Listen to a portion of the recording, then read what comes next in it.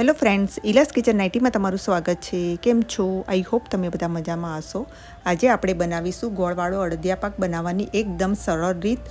ઓછા ઘીમાં અને ઓછા ગોળમાં આપણે આ અડદિયા પાક બનાવીશું.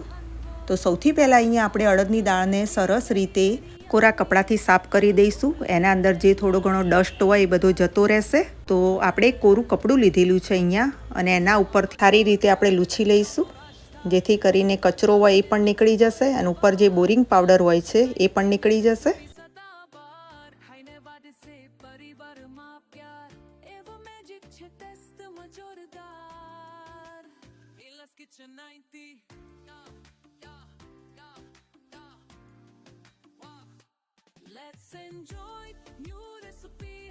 અડદની દાળ સરસ રીતે આપણે સાફ કરી દીધી છે. હવે આપણે મિક્સરની અંદર કરકરું દળી દઈશું.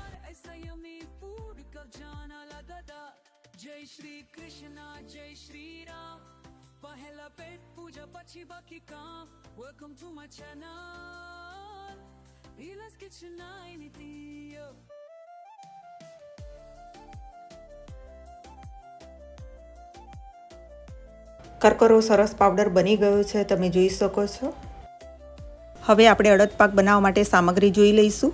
તો સૌથી પહેલાં આપણે અડદની દાળનો કરકરો 200 ગ્રામ પાવડર અહીંયા આપણે લીધેલો છે, 200 ગ્રામ ઘી લીધેલું છે, 200 ગ્રામ ગોળ, 150 ગ્રામ બાવળિયા ગુંદર, 100 ગ્રામ ટોપરાનું છીણ, 50 ગ્રામ બદામ, 50 ગ્રામ કાજુ, 50 ગ્રામ પિસ્તા, 50 ગ્રામ દ્રાક્ષ, 20 ગ્રામ ખસખસ, 50 ગ્રામ સૂંઠ અને ગંઠોડા પાવડર બંને મિક્સ છે, 50 ગ્રામ કાટલું પાવડર, 1 ચમચી એલાયચી પાવડર, 1 ચમચી જાયફળ પાવડર.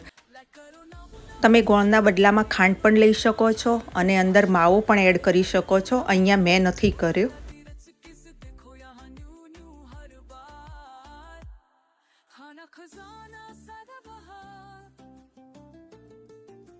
સૌથી પહેલાં આપણે કડાઈની અંદર ઘી ગરમ કરવા મૂકીશું.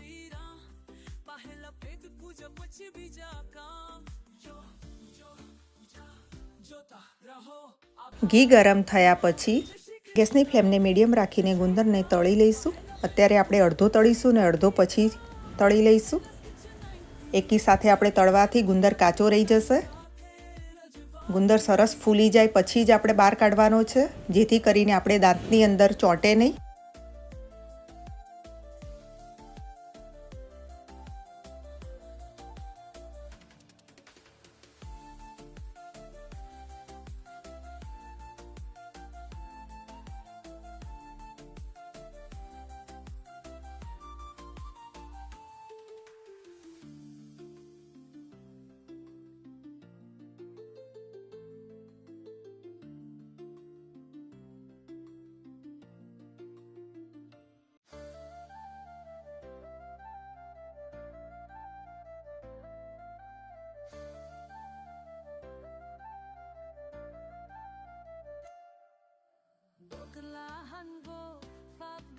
Jalebi, very very yummy. Dal brokoli, thepla and khahra, oh yara.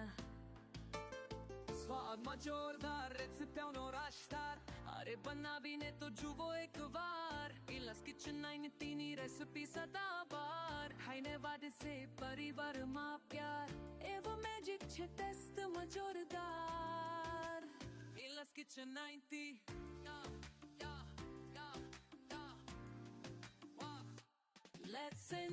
ગુંદર સરસ રીતે આપણે તળી લીધો છે. હવે આપણે સાઈડમાં મૂકી દઈશું.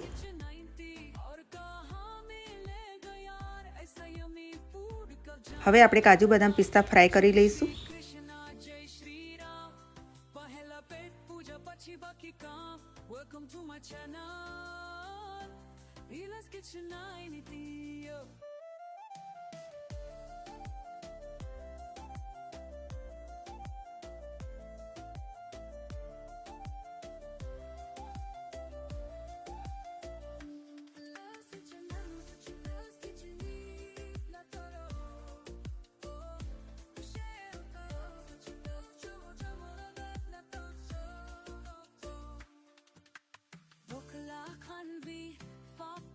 Jalebi, very very yummy.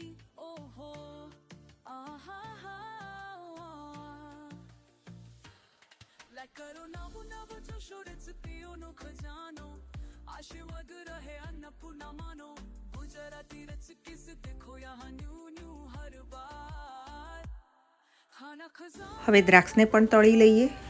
દ્રાક્ષ ફૂલી જાય એટલે આપણે બહાર કાઢી દઈશું.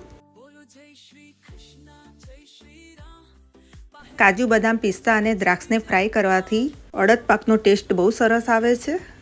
અને જો તમે તળવા ના માગતા હોય તો એમનેમ એડ કરવા માગતા હોય તો તરત મિક્સચરમાં તમારે એને ક્રશ કરી દેવાનું છે અને પછી એડ કરવાનું. Ella's Kitchen 90 yummy methi na triplan saathe rajwa diti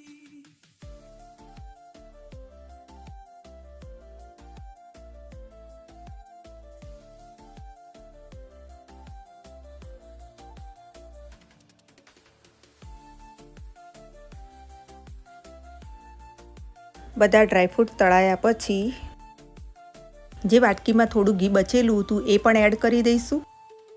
અડદના લોટને શેકી લઈશું.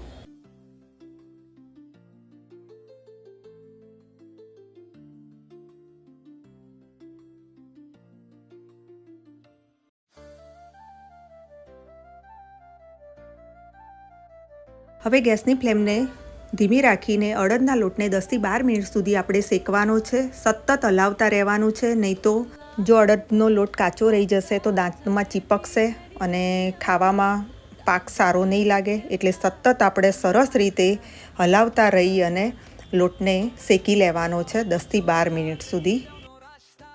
अरे बनावीने तो जुवो एक बार Ella's Kitchen 90 ની રેસિપી સદાબાર ખાઈને વાદ સે પરિવારમાં પ્યાર એવો મેજિક છે ટેસ્ટમાં જોરદાર Ella's Kitchen 90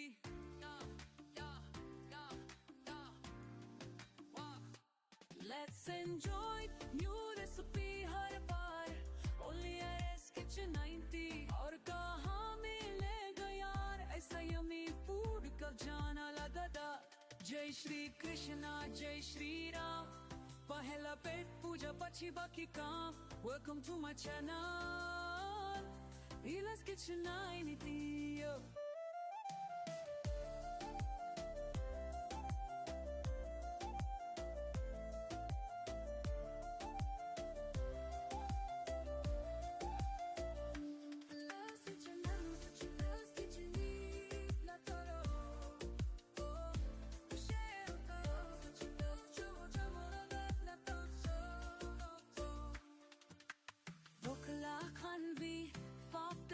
Jalebi very very yummy oh ho aha like karo navu navu jo recipe no khajano આશીર્વાદ રહે અન્નપૂર્ણા માનો ગુજરાતી recipe ફ્રેન્ડ્સ, તમે જોઈ શકો છો ધીરે ધીરે કલર ચેન્જ થઈ ગયો છે. થોડો બ્રાઉન કલરનો થઈ ગયો છે. 10 થી 12 મિનિટ થઈ ગઈ છે. હવે આપણે ડાર્ક કલર થઈ જાય પછી ગેસની ફ્લેમને બંધ કરી દઈશું.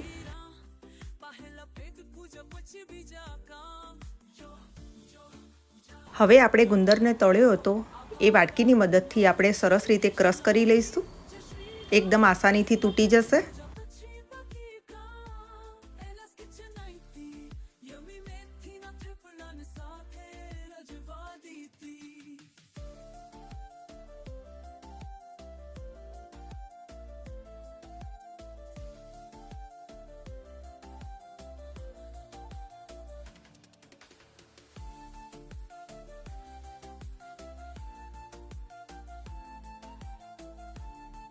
હવે આ પ્લેટને સાઈડમાં મૂકી અને હવે આપણે એક ટીન લઈશું જેના અંદર આપણે પાક પાથરવાનો છે. બધી જગ્યાએ ઘી લગાવી દઈશું સરસ રીતે.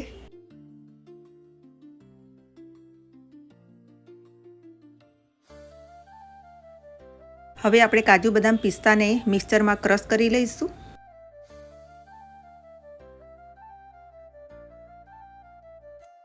ફ્રેન્ડ, તમે જોઈ શકો છો સરસ રીતે અધકચરો દળાઈ ગયો છે. એકદમ ફાઇન પાવડર નથી બનાવવાનો, બસ આ રીતનો જ.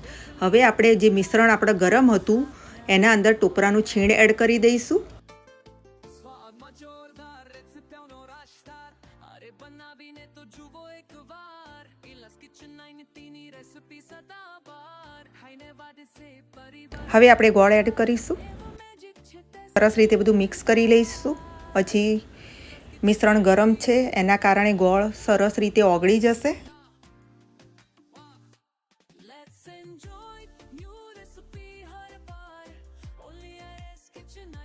તમે જોઈ શકો છો ગોળ સરસ રીતે ધીરે ધીરે બધો ઓગળી ગયો છે.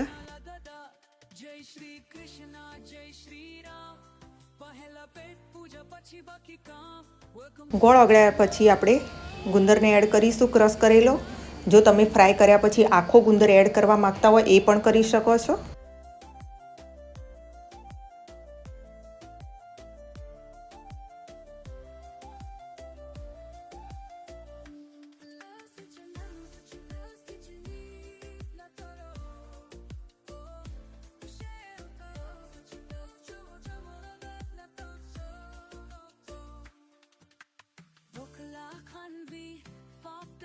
Jalebi very very yummy. Oh ho, aha ha. Like karo navu navu jo. હવે આપણે ખસખસ એડ કરીશું, 32 કાટલું પાવડર એડ કરીશું, સૂંઠ અને ગંઠોડાનો પાવડર મિક્સ હતો એ એડ કરીશું, ઇલાયચી પાવડર એડ કરીશું, જાયફળ એડ કરીશું અને જે આપણે ફ્રાય કરી હતી દ્રાક્ષ એ એડ કરીશું. થોડું મિક્સ કરી દઈશું આપણે. પછી જે ક્રશ કરેલો હતો કાજુ બદામ પિસ્તાનો પાવડર એડ કરીશું. સારી રીતે બધું મિક્સ કરી લઈશું. ફ્રેન્ડ, જો તમને થોડું કોરું લાગતું હોય તો તમે થોડું ઘી એડ કરી શકો છો. અહીંયા મેં ઓછા ઘીમાં અને ઓછા ગોળમાં બનાવેલો છે એટલે હું એડ નથી કરતી. હવે આપણે એક ટીનની અંદર પાથરી દઈશું. 2 થી 3 કલાક માટે સેટ થવા દઈશું. તમે તમારા મનપસંદ શેપ આપી શકો છો.